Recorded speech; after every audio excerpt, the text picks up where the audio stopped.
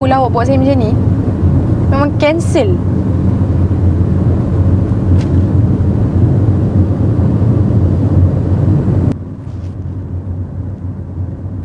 Hello. Saya ni tengah bercakap dengan hantu ke kat dalam kereta ni? Ya, Alhamdulillah.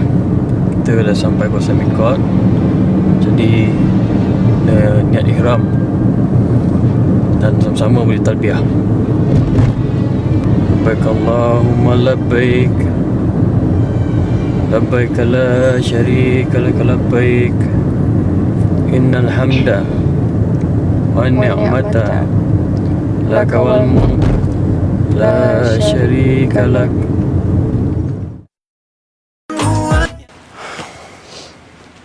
Okey.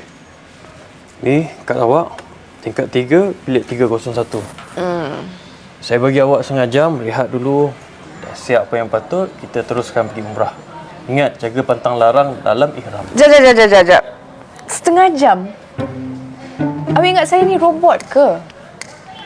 Setengah jam lah. Lagi cepat kita settlekan umrah, lagi senang.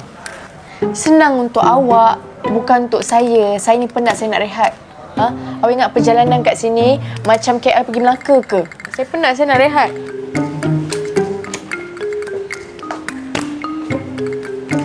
Astaghfirullahalazim. Dia nak buat umrah, kita kena fikir untuk dia.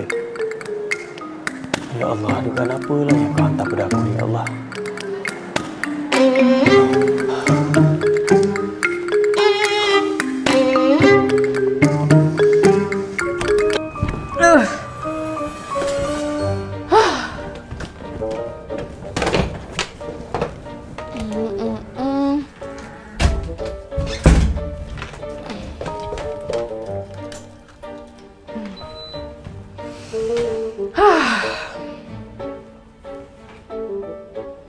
Assalamualaikum.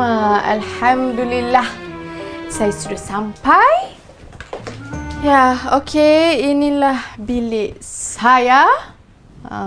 Okeylah, cute. Comfortable, cute. Bolehlah. Okey. Saya nak rehat dulu sebelum pergi buat umrah. Nanti saya update lagi, okey? Bye.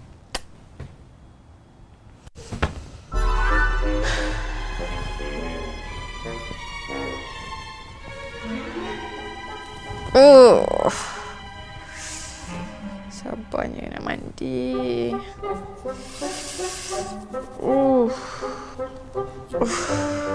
Allah, gatalnya.